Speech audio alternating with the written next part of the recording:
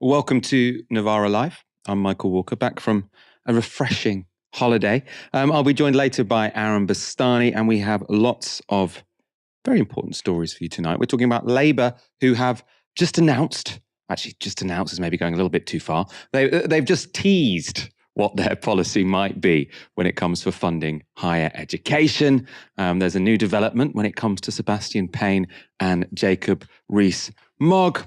And we've got quite a lot for you as well. We're going to start there with the story which is leading all of the newspapers and news shows today, which is Philip Schofield. If any of you are thinking, why are you talking about this daytime TV host? I think this is a pretty important issue, especially when it comes to the national conversation, actually, what this means, that this is what we're all talking about.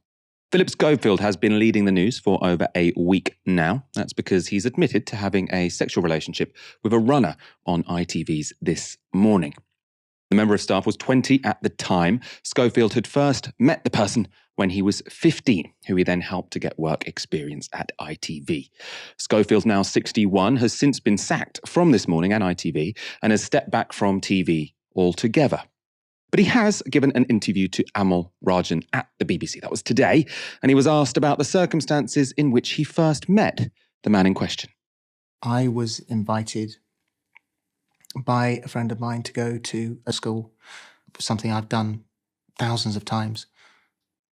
Whether it was immediately or sometime after, he said, will you follow him on Twitter because he's a fan? So I said, yeah, sure, no problem, which I did.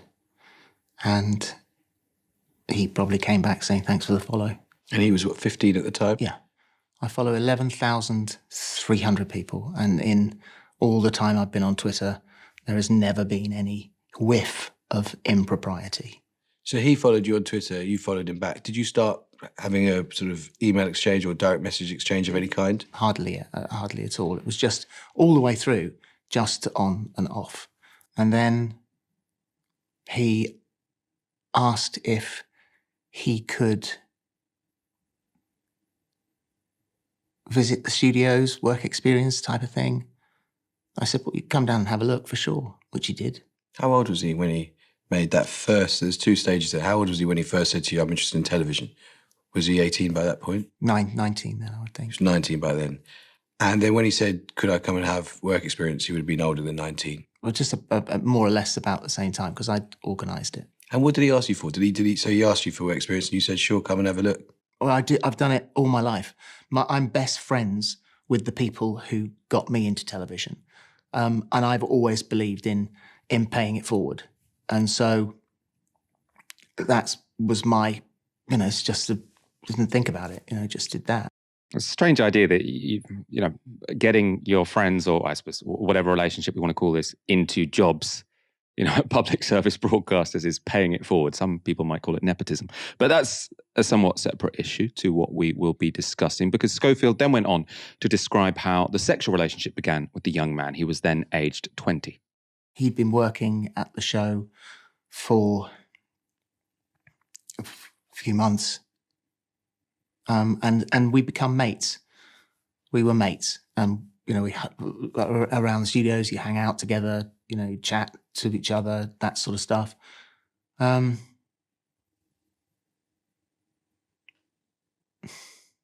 then in my dressing room one day, something happened.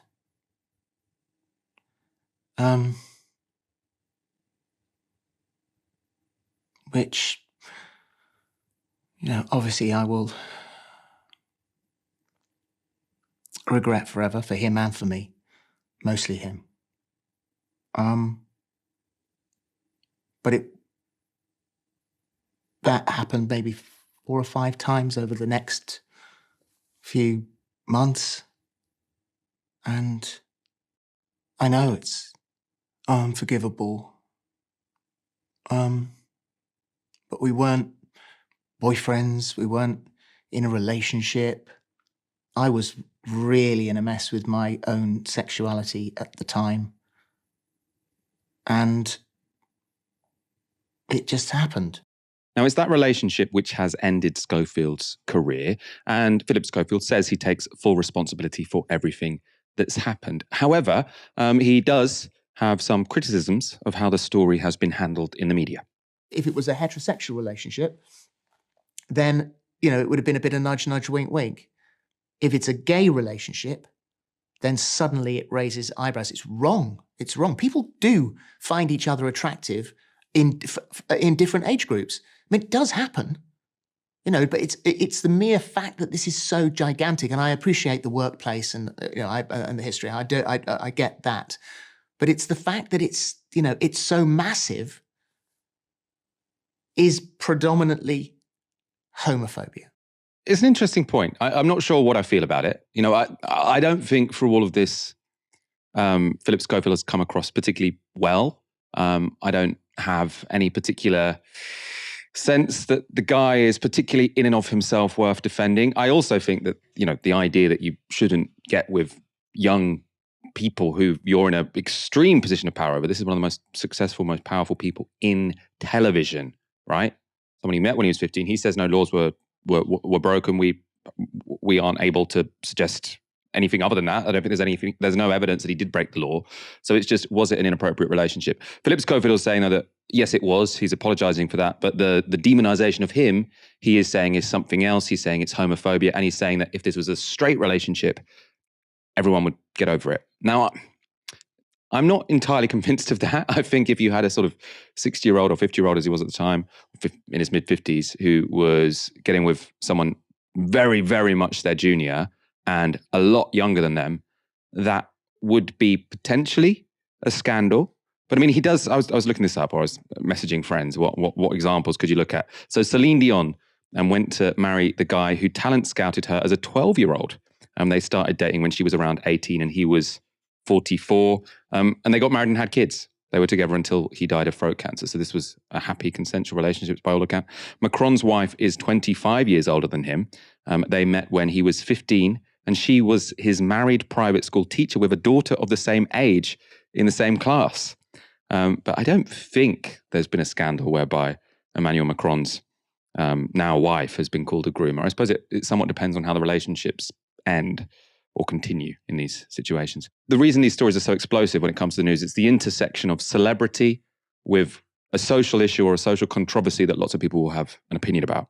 And the idea of age gaps in relationships and relationships when there's an extreme power imbalance, I mean, that's a very, very loaded issue with a very, very famous person. I mean, what's your take on all of this?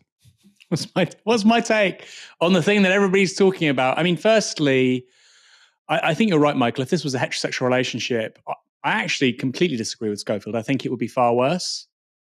If there was a man in their mid-50s who was perceived as potentially grooming a girl who was a minor in their early teens, I think all hell would break loose, frankly. I think he'd probably have to leave the country.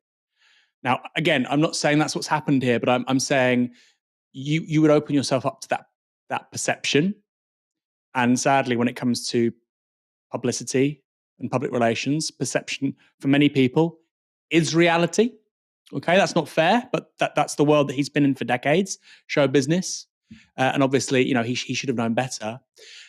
So I sort of dispute that. I think if it was a heterosexual man with a young woman, I think it would be actually far, far more aggressive than it presently is. Although I should say, Michael, one thing I'm really stunned with, really, is the complete absence of senior ITV management talking about this. Because, of course, they had a duty of care to this young man, which arguably they failed in. I don't know.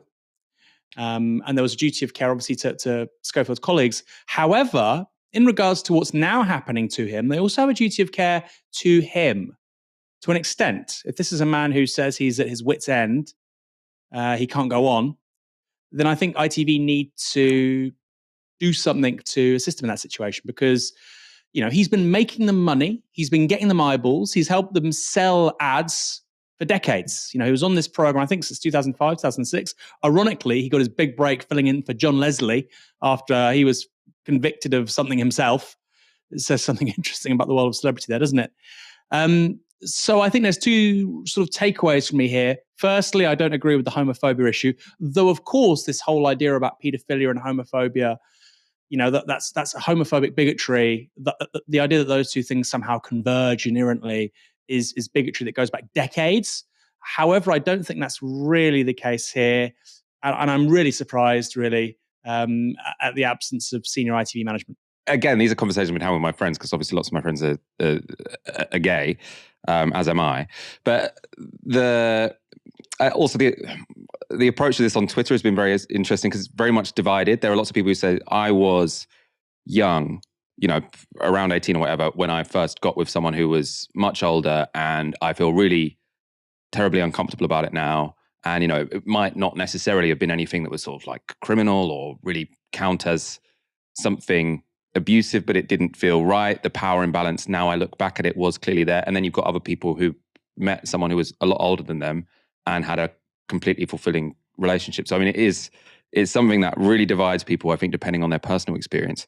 Obviously, I mean, he's said this was the wrong thing to do. Obviously, this was the wrong thing to do. Obviously, this was the wrong thing to do.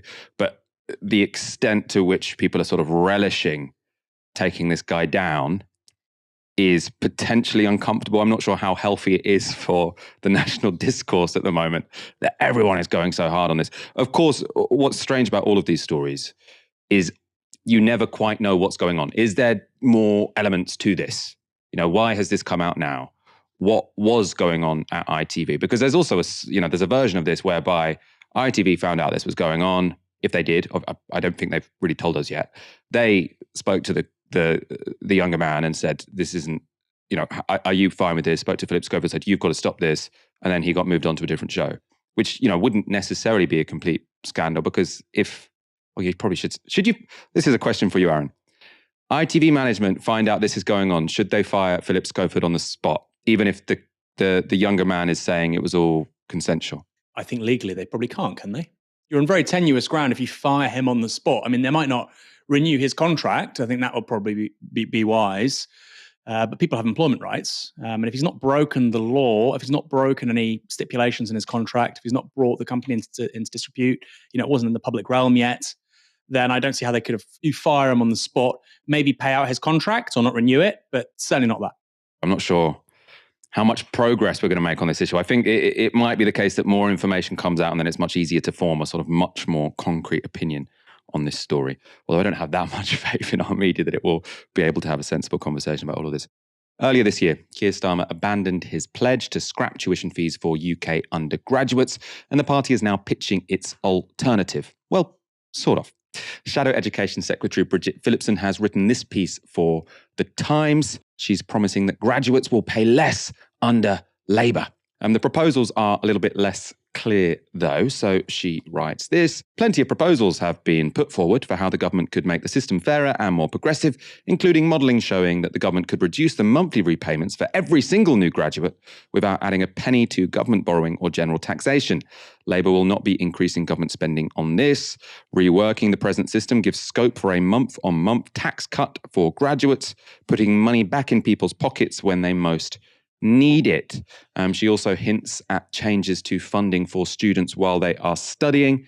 So she says, every time I visit our world-class universities, I meet students taking on extra hours or new part-time jobs to cope with rising bills.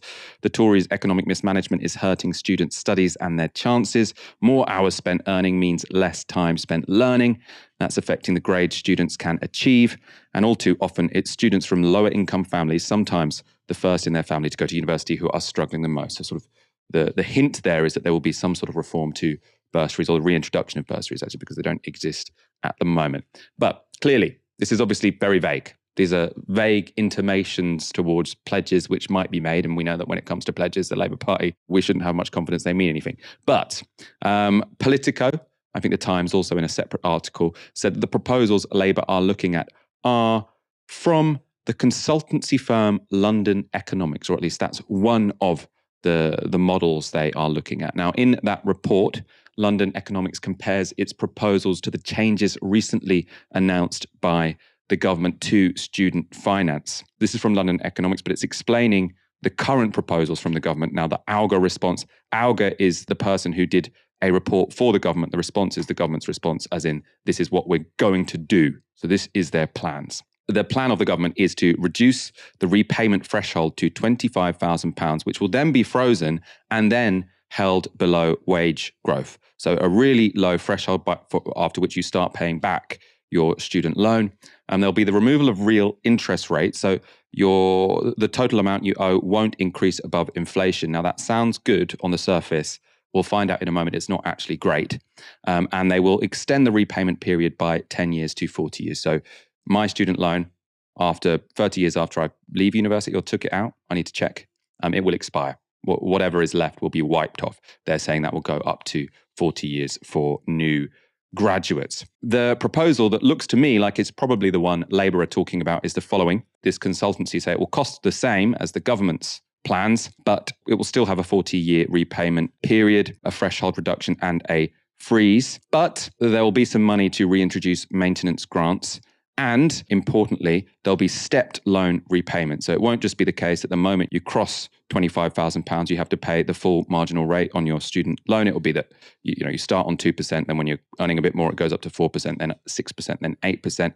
And the reason they're going to be able to afford to do this is because they want to keep the real interest rates. Real interest rates means interest rates above inflation. As I say, this is not Labour announced policy. This is what Politico and the Times are saying Labour seem like they're going to be looking at now. Now, from that, you might be thinking, why would Labour want to reverse the current government's commitment to keeping interest rates at or below inflation? That to me sounds like a really good idea on the face of it. But I am a little bit convinced, actually, after reading this report, that it probably is a regressive move. And also, I should admit, I didn't realise how bad the government's current plans are. Remember what they are? It's to lower thresholds at which people start paying back loans, to increase the time before the obligation to pay expires, and freezing interest rates at the level of inflation. And that combination has a pretty bad outcome. Let's compare it to the current system. So the current system, you can see here, if you're in the first or the second income deciles, you will probably never pay back any of your student loan because you never go above that threshold.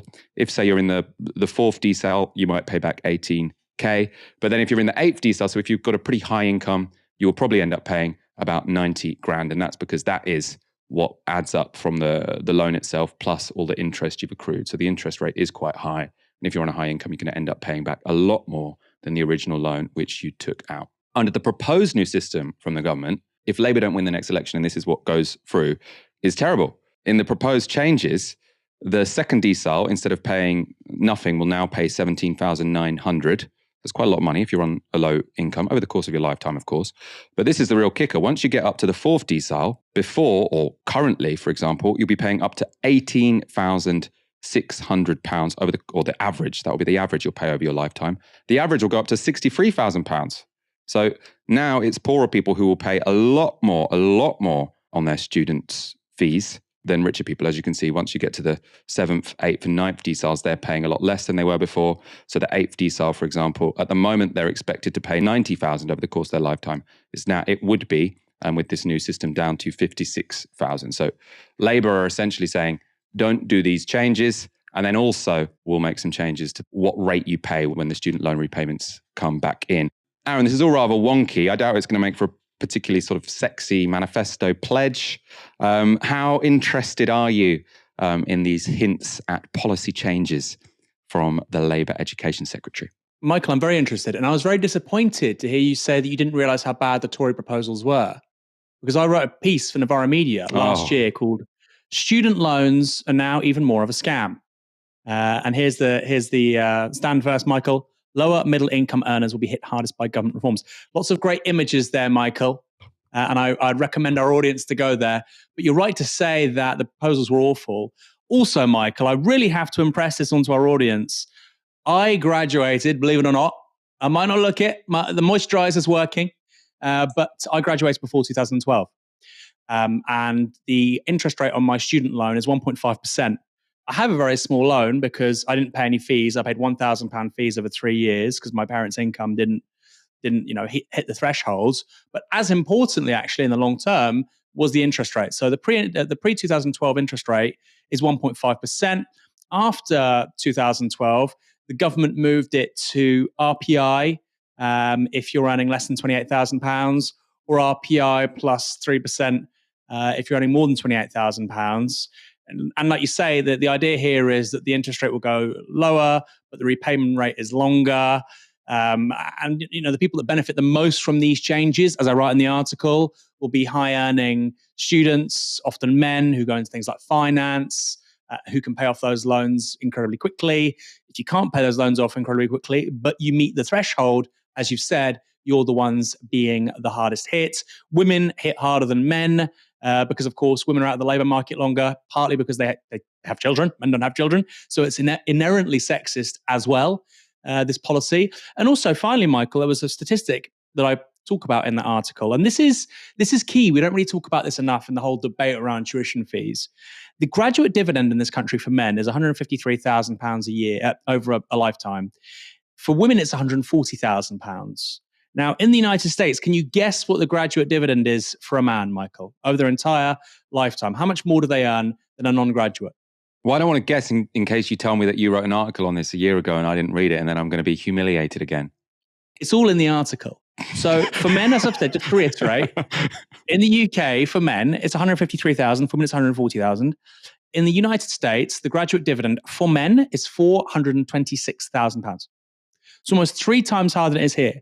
So people love to talk about student loans in the United States. Oh my God, they pay so much for college. Yeah, and they also earn 3 times more over the duration of their careers. It's worth it. Far more so than here. And if you think the US is an outlier, in Germany and France, again, the graduate dividend for men is around £250,000 over the duration of their careers. Here, it's just over £150,000. So we are getting a bum deal on higher education, on the loans, on the teaching quality often because of the way that neoliberal universities work, on the interest rate on the loans, and also in terms of what they add in the labour market. A really appalling set of circumstances. And of course, anybody who's raised this over the last 10 years was labelled stupid, ignorant, ridiculous leftists, don't know what they're talking about. Well, 10 years after the Tories implemented their own reforms, they're changing those reforms because the repayment rate was so low and actually they were losing money. So sometimes it's best to listen to the so-called outsiders and the people who don't know what they're talking about, because it turns out in British politics, most of the time, they're right. To summarise sort of the government changes as I understand it, what it's going to mean is that a lot more people pay off their student loan in full, because at the moment, lots of people, it expires before you pay it all back. So lots more people are going to be paying it back in full, but higher income earners are going to be paying it back sooner. So it ends up being much more aggressive than it currently is, and it already is a pretty shitty goddamn system. Another issue here you have to inevitably talk about when it comes to labour and tuition fees is the issue of flip-flopping. And we have some polling to suggest that Starmer's flip-flopping on this issue may have come at a cost. So this is a YouGov poll. 45% of voters now view Keir Starmer as untrustworthy, his worst ever rating on this metric. So only 27% of people think he's trustworthy, down 6, and 45% of people think he's untrustworthy, which is up 7. He has a net rating of under 18 or minus 18. So a hint back to the previous story there. Keir Starmer's not going to substantially change anything. Okay, if you think that, good luck to you. You might as well be getting out the Christmas tree on what's it, June the 2nd today. That's how in the real world you are, right? So Keir Starmer's not going to do anything substantial. I mean, if we're very lucky, he might do several things like this. So he might, for instance, reduce the interest rate on student loans to the status quo ante in the world before 2012. So, like I say, the interest rate for me is very low. I saw people, over the last year in particular, obviously because the RPI inflation was very high. It was so high that actually the government had to say we're going to sort of suspend the normal set of affairs with regards to student repayments and put a cap on this. Because obviously RPI plus 3%. I mean, God knows what it would have been at the peak, say, 4 or 5 months ago. Goodness, you'd be looking at sort of 15% or something ridiculous. It's like a credit card debt all of a sudden for your student loan. Well, I'm paying 1.5%. A huge difference, Michael, over just 3 or 4 years, let alone the duration of your loan. So I think returning to that 1.5% is smart. The threshold for my own loan, like I say, I took that out, 2003, 4. The threshold for that loan is £20,000. The threshold is lower. So I think the strategy here is pretty plain, to go back to that pre-2012 situation. However, Michael, the Labour Party loves to say, we're going to give you something for nothing. We're going to do something that won't cost anybody anything. They're saying that for so many things, even though they're not promising very much. I think they're going to be quite buggered there was already, I think it was an IFS paper, Institute for Fiscal Studies, so that they're sort of £25 billion short, more or less, of their spending commitments, because they seem to think that taxing non-DOMs and closing loopholes and taxing private schools VAT is going to somehow, pay for everything. It's not. Okay? So actually, when they say, well, we're costing everything and we're being so sensible, they're not doing it to the same extent that John McDonnell was doing it. The point is the media give them an easy ride because the optics are different and the media operates in this country on vibes rather than substantial content. So I think it would be a good move. It'd be a difficult sell, but realistically, I think most people, Michael, out there in their early 40s, 30s, late 20s who are really struggling to make ends meet. I think if that was a part of a broader package of reforms that Labour was offering at the next general election, that would make a real difference to people. And hey, it might even get them interested in voting Labour. Gordon Brown's think tank has organised a rally to support his plans for greater devolution across the UK. But speaking at the event, which was in Edinburgh, Andy Burnham went a little bit further. We don't have a parliament at the UK level that gives equal voice to all the nations and regions. It's a parliament where some people and some places are more equal than others. That is how it happens. It's a place where too much power is concentrated in too few hands. But it does start, doesn't it, with reforming that parliament. And like Tracy, I absolutely endorse Gordon's plan for an elected Senate of the nations and regions. Just think of the House of Lords. Other people have mentioned it. The vast majority of them have their primary address within the M25. How can that represent everywhere equally?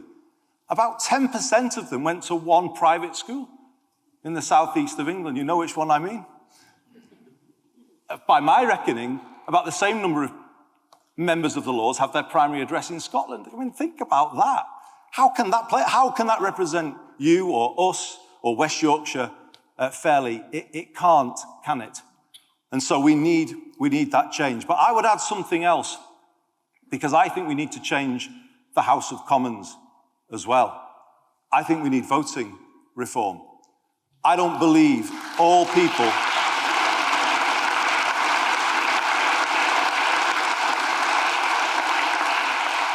I don't believe that all people in all places will be equally represented in Westminster until every vote matters. And it's only when every vote matters that every place matters within Parliament. I think when we've got politics in the UK where power is concentrated, as Tracy said, in too few places, in too small numbers of hands, that's when you get the wrong type of politics. It's too party-driven. You've always got the tensions of party in that system because everything's done through the lens of the party and what it wants. And actually, most people don't live their lives like that. When you devolve power out and down into different places, you create the conditions for a place-first approach rather than a party-first approach. And if you go with a place-first approach, that's a more unifying way to work and make things happen. It's a better way of working. So Andy Burnham's proposals to reform the electoral system to the House of Commons were apparently supported by Welsh First Minister Mark Drakeford, who also appeared at the event, Scottish Labour leader Anna Sarwar and West Yorkshire Mayor Tracy Brabin were also there. They were there to back the Gordon Brown devolution proposals, not proportional representation, which Andy Burnham seems to be in favour of. Aaron Bastani, Gordon Brown wants more devolution.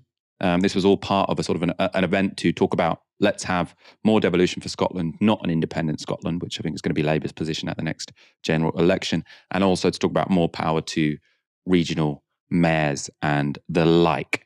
Obviously, quite separate from Andy Burnham's proposals for PR, which we know the Labour Party, at least the top of it, has no interest in it. Keir Starmer has basically said, we're not going to do that, even though, again, one of his pledges was to reform the electoral system so that everyone's votes matter. What do you make of it? Gordon Brown's a fantasist. That's what I make of it. Gordon Brown's a fantasist. The idea that Keir Starmer is going to give power away is the most stupid thing I've heard today. And believe me, I've been on Twitter for the last several hours. No, that's a fantasy. Tracy Brabin Andy Burnham would not be these mayors. They would not have gone to the long lists or the short lists if Keir Starmer was the party leader and had the kind of hold he now has over the party. We've had today breaking news of Jamie Driscoll in the Northeast. He is the incumbent Labour mayor for the region. He's been blocked from getting on the long list.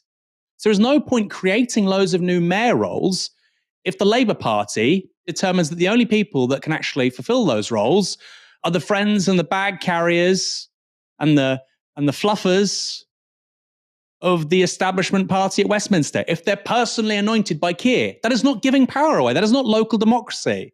That is not, as the Europeans like to say, subsidiarity. That is not local democracy, okay? That is a license, that is a cover, that is a masquerade of localism, when actually what you're doing is you're centralizing ever more power at Westminster. Keir Starmer heard the phrase, take back control, and he thinks it means him, Peter Mandelson, and Morgan McSweeney in their multi-million-pound London homes and in their members' clubs in West London. That's what they heard. When millions turned out to vote for Scottish independence or for the Brexit referendum or for Corbyn or for Boris Johnson even in 2019, each time people wanted a change. You might not agree with what they wanted, but they wanted change. Keir Starmer heard they want more of the same. They want more power at Westminster. So I think it's pure Gordon Brown. Good intentions, decent man, completely detached from reality. Not going to happen. And I think Labour members need to be realistic about this as well. We'll get Keir Starmer in and then we'll push him to the left and he'll adopt PR and we'll have a localist. No, what are you talking about? We'll give this guy all the power and then we'll change things. Yeah, okay. That's the complete opposite of what you should be trying to do, by the way. So, completely unserious proposal. Very good to see Andy Burnham talk about proportional representation. Of course, a Labour government under Keir Starmer is not going to bring that in. Look, this man, Michael, has been driven by a single thing throughout his political career, a short political career, it should be said, since 2015. Personal career advancement. Look at Brexit. He campaigns on Remain before 2016. Immediately after the result, he accepts Brexit. Owen Smith runs for leader. He wants second referendum. He says we have to have a second referendum.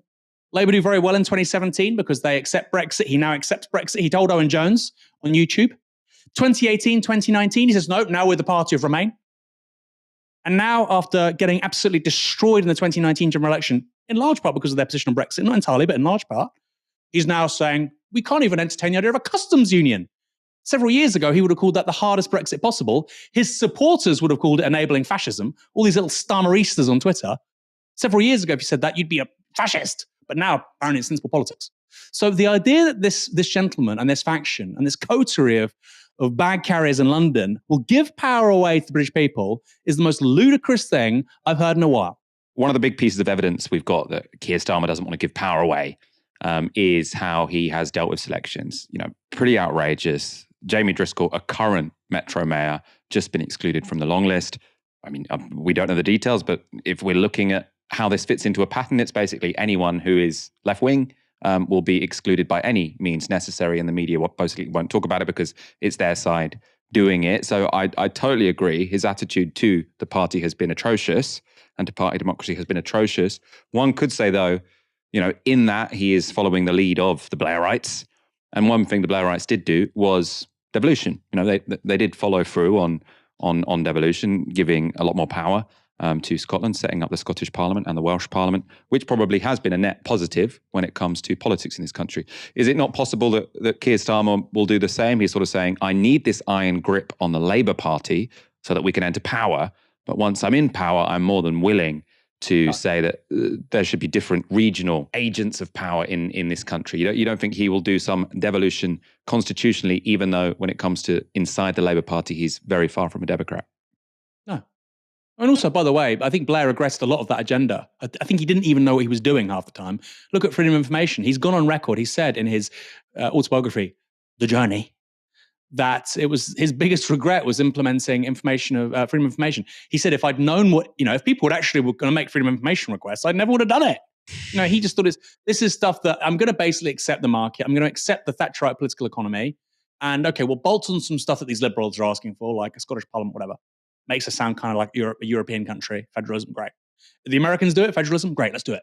That's Blair, right? And initially, they weren't alternative centres of power. They were very much party bag carriers.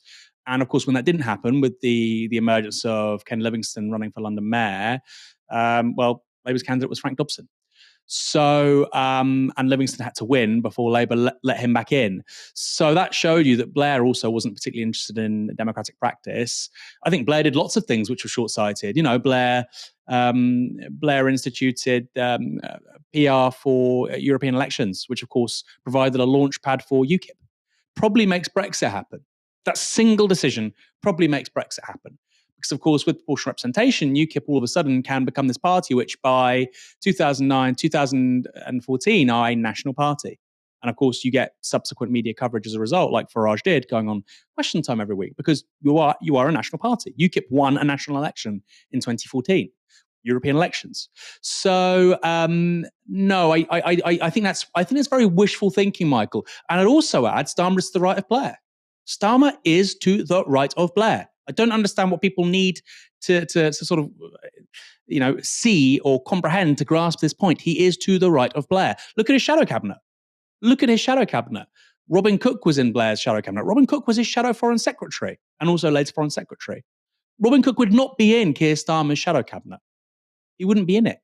Prescott was his deputy prime minister. Let's see what role Rayner has in any Labour government under Keir Starmer, Michael. So I think you're wrong on a few things there, or that hypothesis is wrong. Firstly, Blair wasn't really interested in democratising things. I think he probably regretted a great deal of it. And then secondly, Starmer's to the right of Blair. And I know people don't like to hear this because he propelled himself to the forefront of popular consciousness as this championing liberal QC, the character in Bridget Jones is based on Keir Starmer. Have you ever heard anything more stupid and pathetic and grovelling in your life? Really? That was passing for political comment in this country. I think Zoe Williams wrote it in The Guardian. For God's sake. What happened to this country? No wonder we're buggered. Anyway, I think it's very wishful thinking, Michael. And I think that the lesson from Keir Starmer with wishful thinking is it comes back and bites you on the buttocks. I mean, Keir Starmer's history is a bit more left-wing than Tony Blair's history before he became Labour leader, right? So if Keir Starmer is just thinking he has to do the most Machiavellian thing to do, he can before he gets into power, then if you're looking at what does this guy actually want, he did write letters against the Iraq War. He did represent some protesters. There is clearly an element of left-wingness in him, even if he's successfully buried it. So I'm not sure if I buy that as a person, Keir Starmer is to the right of Tony Blair. But do you think he is as a person to the right of Tony Blair, or is just campaigning to the right of Tony Blair because he's so insecure about being seen as left-wing? He's to the right of Tony Blair. Tony Blair in 1983, he became an MP in 1983. He was for nuclear disarmament as a Labour MP. Tony Blair's conversion to becoming what he became is very different to Starmer. Starmer entered politics in 2015 as a man with a very successful career in law, who knew what he wanted, knew who he was. So it's very different. Blair starts out in politics, entering the Labour Party, as somebody not on the soft left, but not what he became. He was very much a child of how the Thatcherite revolution unfolded. I think to his bones, Keir Starmer just believes in power, Michael. He just believes in power. And he looks at Joe Biden, okay, well, we have to talk about progressive and, public. It's bullshit. It's bullshit. Because it's the zeitgeist, he thinks he has to appeal to it a little bit. Michael, it's hard for us to comprehend. As Karl Marx says, conditions determine consciousness. If you were a director of public prosecutions and the state literally spent £150,000 or whatever it was over a couple of years for a private car to drive you 4 miles from home to work, okay, you change, your brain changes, your views change. You have to be an incredibly extraordinary person to not change. Just be something like Yanis Varoufakis. Keir Starmer is not that campaigning libel lawyer. It's ridiculous. And we all know this, right? With conditions and consciousness. Fly business class on a flight once. Do it once, okay? Then the following time you go on economy and you go, I don't quite like this.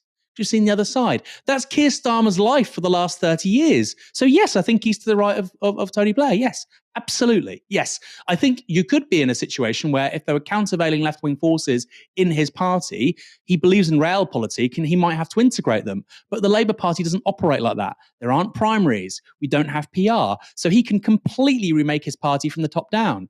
alongside that, he's allied with people who I think are just as right-wing as him, Peter Mandelson, Morgan McSweeney, and the party's increasingly reliant on millionaire donors. So I just don't see in all of this story how all of a sudden we're going to see a democratization of the British state. I mean, it sounds to me almost like you'd have to be on drugs to believe that, frankly. It's ludicrous. It's ludicrous. How much has to happen? How much? The RMT are still in their dispute over pay and conditions with the government and the train companies. They're back on strike, and Mick Lynch is back on the media. When was the last time you spoke to government about trying to get this strike resolved? I think we spoke to government back in January. It's been many months. The government is trying to remain aloof, but of course in the contracts they have with the train operating companies, they are directly responsible, and they're responsible for this deadlock and responsible for the fact that there's not a settlement. They've cost the country nearly £5 billion in the course of this dispute.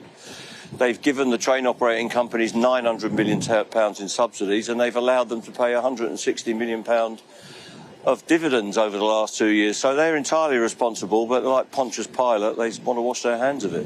I mean, they will, of course, say that you and your members have cost the country by going out on strike. You say there's an impasse and the government are the ones being the roadblock. What is it exactly that the government aren't allowing the rail delivery group to do? Well, the government has contracts with all these companies that say that the Secretary of State, Mark Harper, is directly responsible for industrial relations, their negotiating stance and the conduct of the dispute.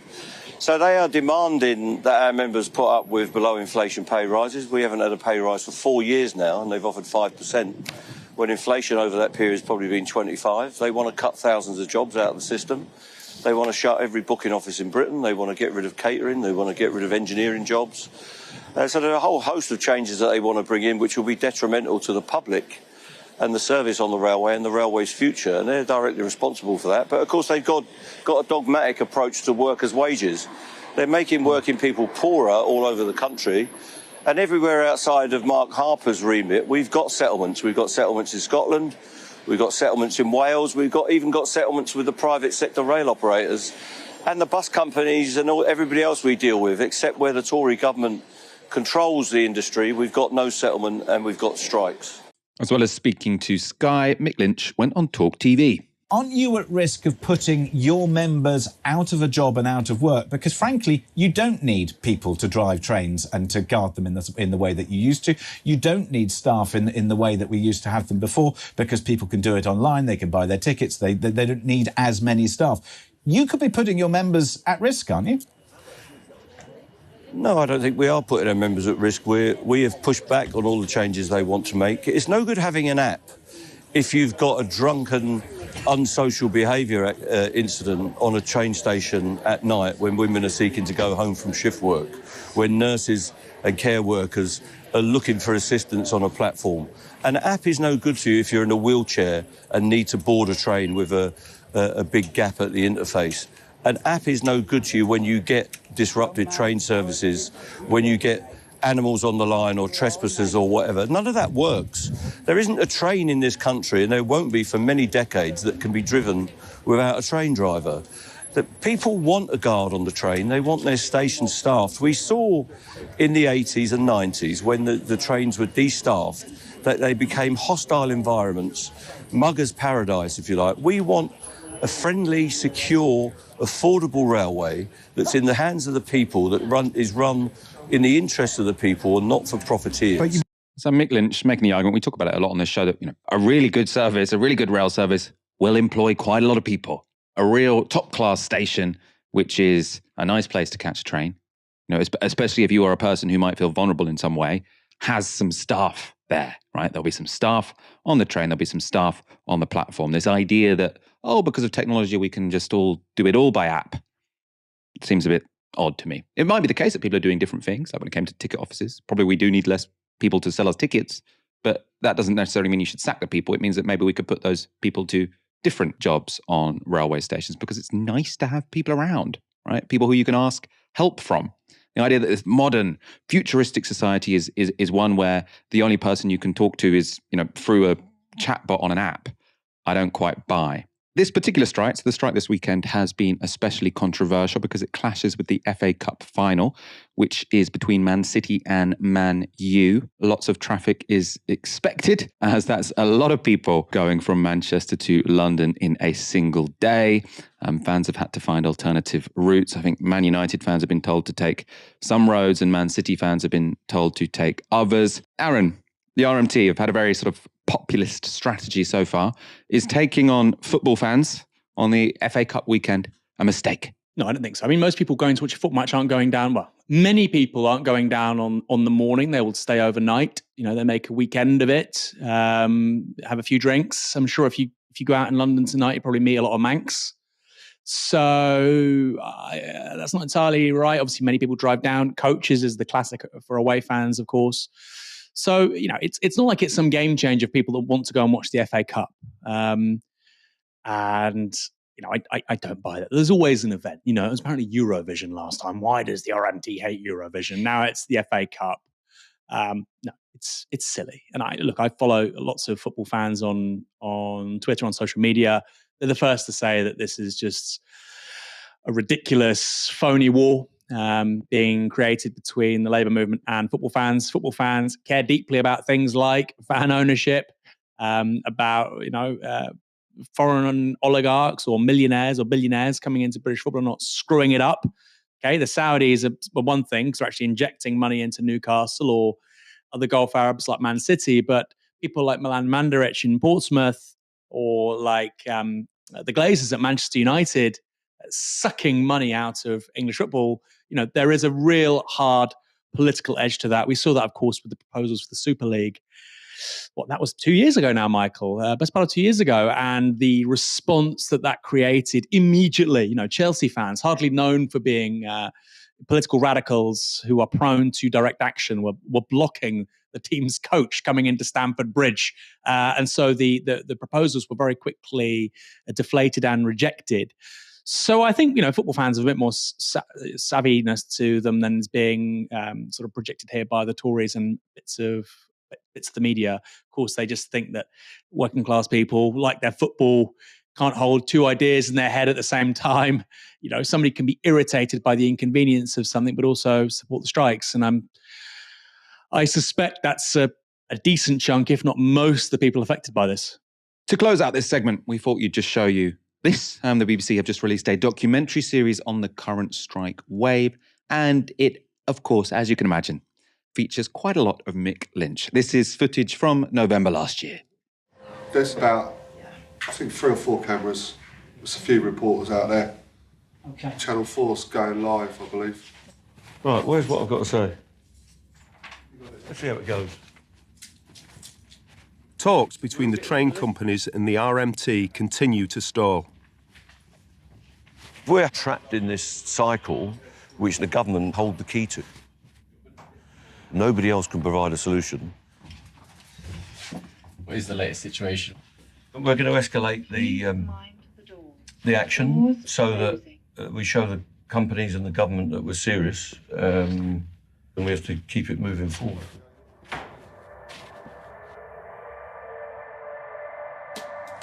Okay, all right. Good afternoon, everyone. I'm going to give you an announcement about our action. We're announcing 4 weeks of industrial action on the 13th and 14th and 16th and 17th of December, and then again on January the 3rd and 4th and the 6th and 7th. Despite every effort made by our negotiators, it is clear now that the government is directly interfering in our attempts to reach a settlement. Because of how close these strikes are to Christmas, you're being nicknamed Mick Grinch. Is that a nickname you're proud of? Well, I expect that from yourself. That's the sort of quality journalism I've come to expect from your particular dark corner of Fleet Street. 2 5-day strikes at the most sensitive time of the year. How are you not the Grinch? Every day is sensitive. There's no good time to have a strike. We've deliberately left the Christmas period. Oh, come on, you've done it deliberately in the run-up to Christmas and afterwards. You asked me a question about Christmas. I've never seen a time where the press say, let's listen to what the unions say. They just regurgitate what they hear from the government. The government's got vast press resources. Government's blaming you. What would you say in response? I mean, how long until next year can we expect this kind of misery to grind on? It does feel that you've got a lot of people against you sometimes, and the power of the state in this case as well. It's all a bit surreal, all this, isn't it? Give them a wave. The rug's been pulled out from underneath them. The government must put themselves in a place where they create the right environment and show goodwill and be facilitators rather than an obstacle to the settlement. Just to say, we asked the Rail Delivery Group, we asked Network Rail, we asked the government to join us tonight. No one was available. If these... Well, I wonder why. Yesterday, my colleague Aaron introduced you to the story of Sebastian Payne. He's the former Financial Times Whitehall editor who is now attempting to become a Tory MP. Well, now we have even more details on this story. This was an update from Popbitch. A few years ago, Payne caused a lot of chatter among lobby journalists when the Financial Times ran a series of big political interviews and commissioned Seb to interview Jacob Rees-Mogg. The photographer who was assigned to grab a couple of pictures was surprised when they turned up to the Rees-Mogg household to find Seb already there wearing a dressing gown. It turned out he'd decided to make a weekend out of the whole thing and enjoy a little sleepover. This is phenomenal, right? So if this is true from Popbitch, obviously we don't know anything more than what Popbitch have emailed out, but it's in the public domain. They are suggesting that Sebastian Payne, when he was Whitehall editor at the Financial Times, so not a commentator. You know, if you're an opinion journalist or a comment journalist, I think openly having close relationships with politicians is fine, because you're often going to be very open about those relationships, right? So when Corbyn was leader, we would often be openly quite close with certain people in the Labour Party. We backed that part of the party, but you know, I'm a broadcaster who has, you know, my political opinions on my sleeve. Whitehall editors, reporters aren't supposed to do that. But if this is true, when he went to interview Jacob Rees-Mogg, he stayed the night, and when the cameraman arrived, he was wearing a dressing gown. Aaron, what do you make of this development in this story? Yeah, Michael, it's a really important sort of distinction you're making there. You know, I was obviously very, you know, positive with Jeremy Corbyn, and I was very upbeat, and I was supporting the guy. But I was also doing memes of Spider-Man whenever a positive poll came out with, you know, Jeremy Corbyn's face on Spider-Man. So, you know, I wasn't really presenting myself necessarily as somebody who's really indifferent and ambivalent as to who wins the next general election, which of course is what Seb Payne was meant to be doing as Whitehall correspondent for one of the most prestigious papers in the country. Michael, I want to quickly read to you. This is from the FT editorial code of practice. Point 5, conflicts of interest.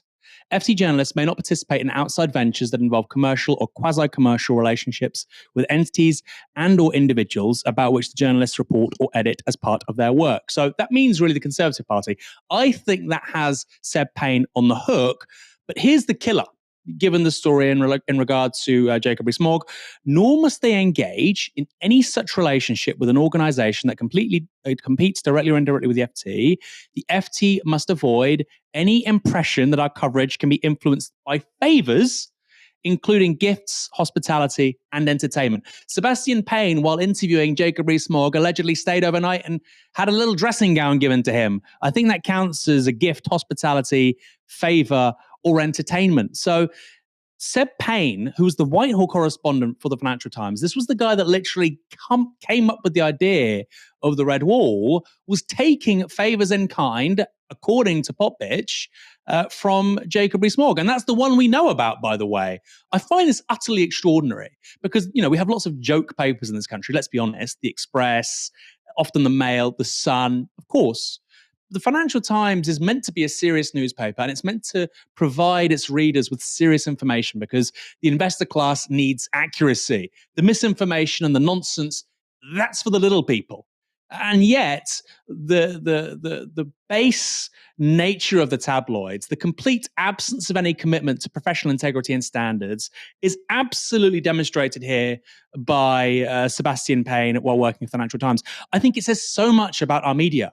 People love to bash, including me, The Sun, GB News, Talk TV, The Express, The Mail. This is the most serious publication in the country, and their correspondent in Whitehall was no better. I probably should say that the allegation from Popbitch doesn't say whether or not the dressing gown was taken to Jacob Rees-Mogg's house by Seb Payne or whether he received it there. Either way, staying the night somewhere does count as a gift or a favour in most people's books. Aaron Bastani, thank you so much for joining me this evening. It's a pleasure to be back. It was my pleasure, Michael. You know, I love being the co-host. Host is such a hard job, Michael.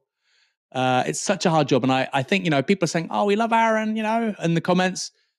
Michael is the GOAT, G-O-A-T. So I hope you have a wonderful weekend, Michael, after having your lovely holiday in Italy. I appreciate that. You're the GOAT. Gino in the background is the GOAT. Very jealous. Thank you, everyone, for tuning in. Have a great weekend, and we'll see you on Monday at 6 p.m. For now, you've been watching Novara Media. Good night.